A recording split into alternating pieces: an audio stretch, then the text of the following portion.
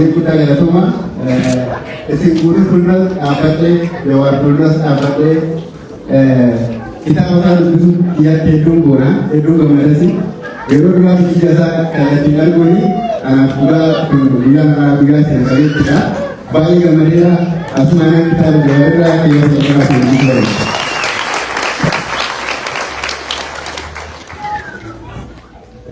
Kuna di bawah ini, kutasan diaspora ya.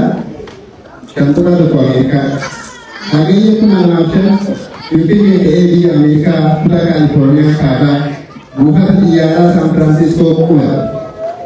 Akhir atas di University Stanford University, murah mengajar tekak udah sekolah. Namun jika aku sedikit, kita sedikit, pulang, pulang saja. Bayi bisa sensumara enggak. Magala Pico Palo Alto, jedhamu bira jira.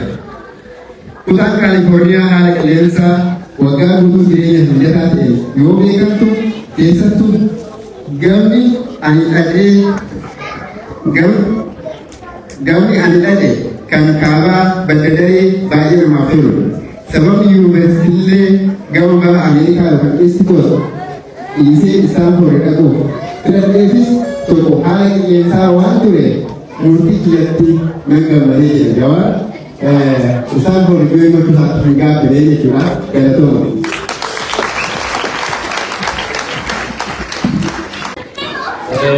Kami menunjuk untuk sebagai negara sendiri. Ilmu kaya, operasi kaya, ada orang bagawa negara sendiri. Bagaimana negara berjuang ini?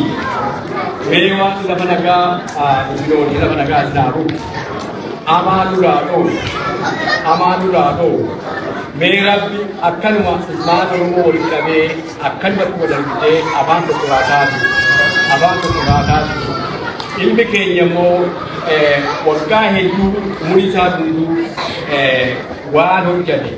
Kalau nala kate macam kita berkurai barreesse har'a asitti eebbisuu qabnaa ta'uu seenaa mataa isaa duwwaa osoo hin ta'in seenaa mataa mara keessatti qabatamee jiru seenaa qabsoo saba Oromoo waan isaa walitti irraa jireenyi isaas waan sababa meerafti akkanuma sammuu isaaf haa kennu nama ammas durisii yaada saba isaatii nama saba isaatii yaada isaa godhu meerafti akkanuma Oromoo afaan tokko godhee walii galtee nama Oromoodhaaf ta'u isa saabonuu isaa godhu.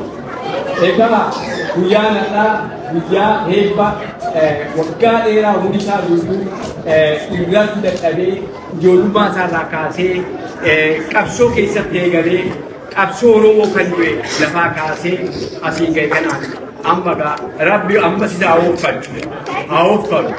Afaan tokko nu haa taasisu. Egaa bulaa jiraadhaan sinii jedhaa isaanis immoo haadha warraa isaa wajjin Rabbi isaan haa jiraachisu.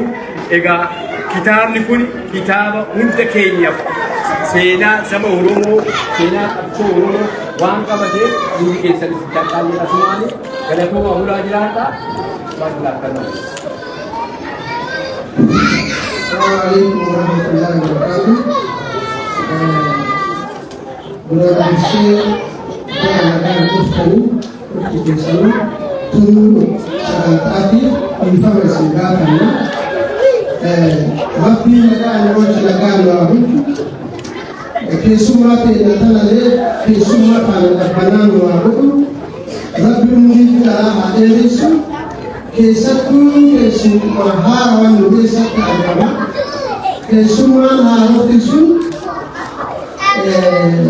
Ade yookiin Dr. Ijilii Namaa jedhamti kun isaanii du'aa'ilee nu godhaniifi rabbiin umrii isii haa dheeressu rabbi waan hamtuu jalaa isii haa baasuu maaliif jennaani gaafa hamtuu shan hamtuu jedha jawaariin nu dhaqqabde jawaariin illee umrii rabbi haa dheeressu nullee rabbiin Oromoo guutuu afaan tokko haasaasisu walumaa gala Oromoo karaa tokko adeemsisu Oromoo garaa deemtuuti Oromoo gara Oromoo hayyuu isaa beekte Oromoo karaa isii beekte Oromoo galma itti deemtu beekte yookaan adeemtu rabbi nu haa taasisu kana irratti isaa amanee waan karaa dheeratuu fi godha.